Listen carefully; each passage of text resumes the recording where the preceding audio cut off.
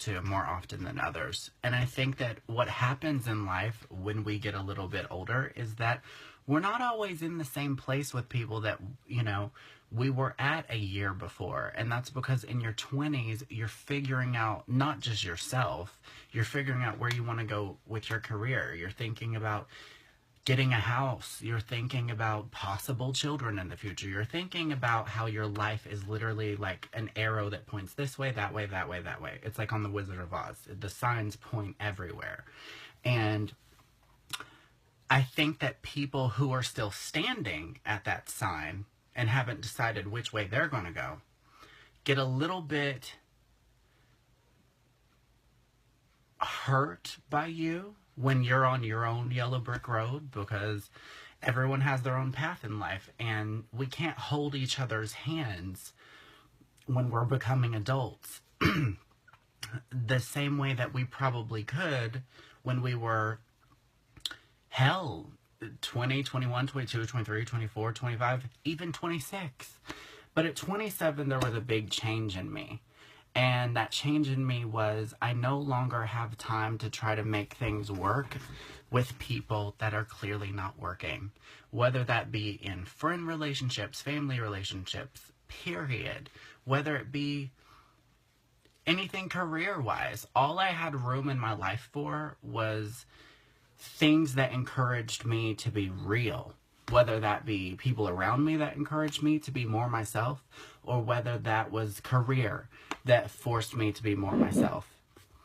And there's still a lot of things that I have to figure out, and I think we all do, but what I don't understand is why we get mad at each other when we're busy, why we get mad at each other when we grow apart. Let's just say it out loud. Why do people get mad at each other when we grow apart? Does it mean that we don't care about each other just because we grow apart? For me, growing apart means that I'm growing and hopefully you are too. It doesn't mean I don't care about you. It means I don't care to work on something that does not feel real to me at this time.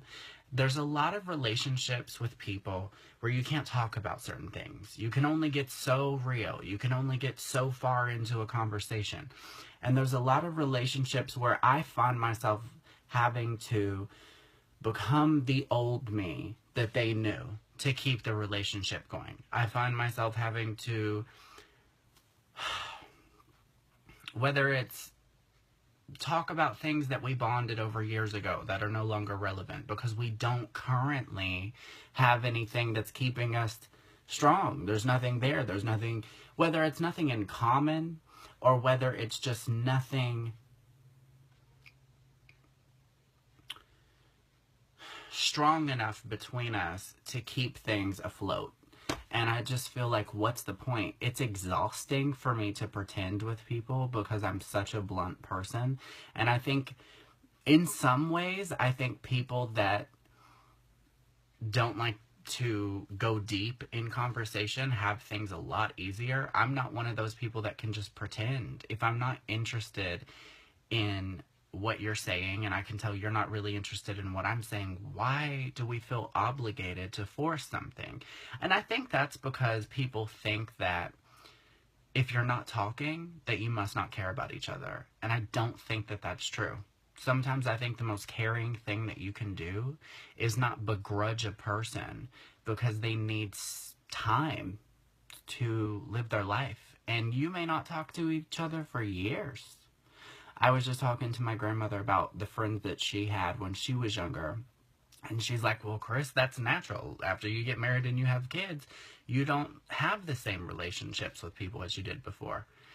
Family can even get resentful of that. I was just talking to my grandmother about that. I mean, it changes your dynamic with everything when you grow up. If I decided that I mean, just focusing on my creativity takes up most of my time right now in business. If I were to decide to get in a relationship, I can guarantee you that 90% of the people in my life would be like, whoop, well, there goes Chris. You know, he said he didn't have time to work on our relationship, but he has time to fall in love.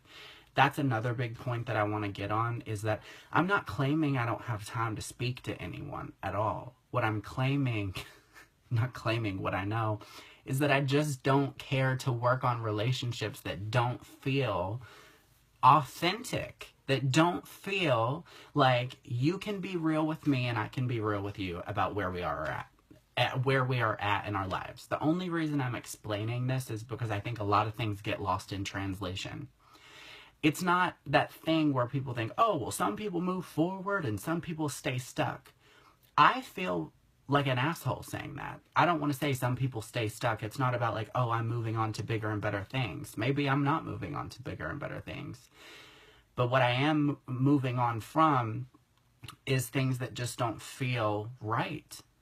It's not about, oh, I'm getting more money, or, oh, I'm becoming more popular, so I don't have time for you. It has nothing to do with that. It's just about, if nothing feels real to me in our relationship, I can't talk to you. So that whole saying of some people stay stuck and some people move ahead in life, that may be true. But what I'm confused about is, say you're both on the same level. Say you both work at CVS or Walmart. It's not about the job or the money or where you're at in life that makes the person. It's about the want to elevate yourself spiritually, mentally, emotionally, grow as a person. Like, I'm not even talking about worldly growth, like finances, just like growing, being able to get really honest about past issues, past baggages, things that are swept under the rug. And it just feels like with some people, to talk about anything, it has to be World War III. To talk about the littlest things, there has to be the biggest tension build up. There has to be an explosion. Like, they have to let things build and build and build, and there has to be an explosion before they will even admit to anything. And that's the type of thing where I will not take the responsibility of someone's erraticness and inability to be honest. Like, I'm not going to take on that kind of responsibility. Because when you're dealing with passive-aggressive people and people that supposedly know you so well,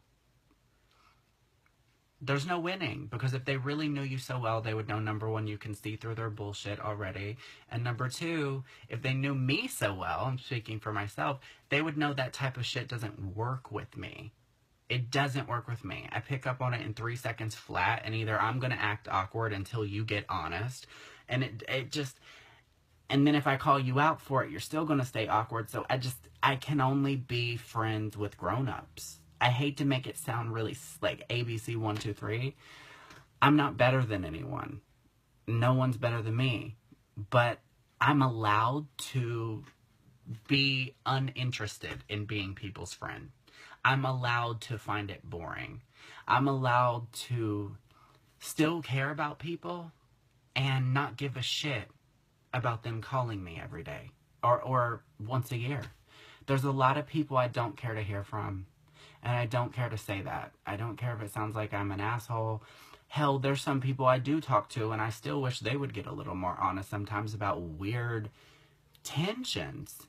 I just don't understand it, because I feel like this.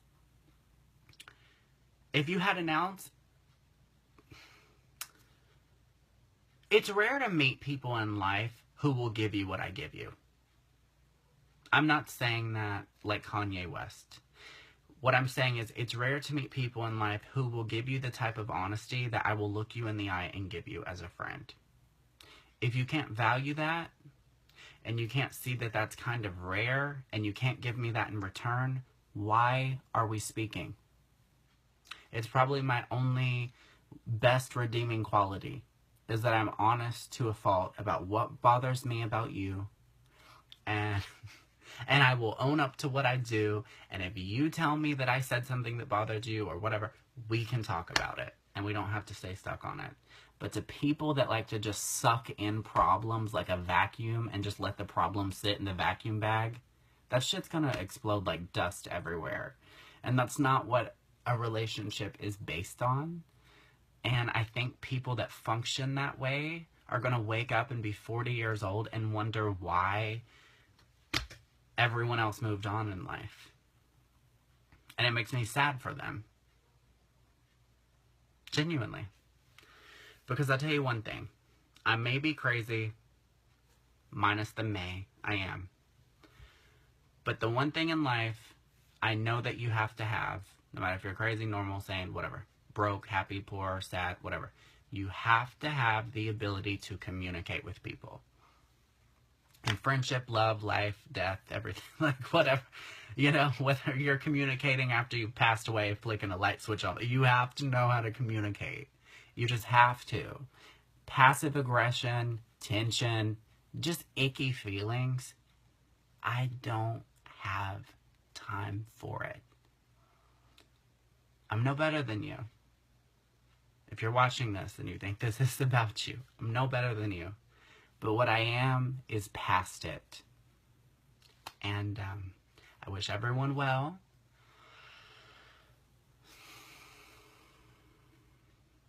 But I've taken my last breath of the bullshit. And I'm ready to inhale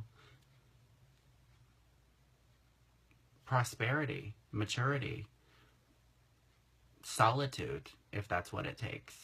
But I'm not going to relive the same relationship problems over and over until I'm 35 years old. And sometimes the most loving thing you can do is cut people out. Maybe it'll teach them to look at themselves and not just you and what you do wrong. So that's all I have to say. And I'll be back later.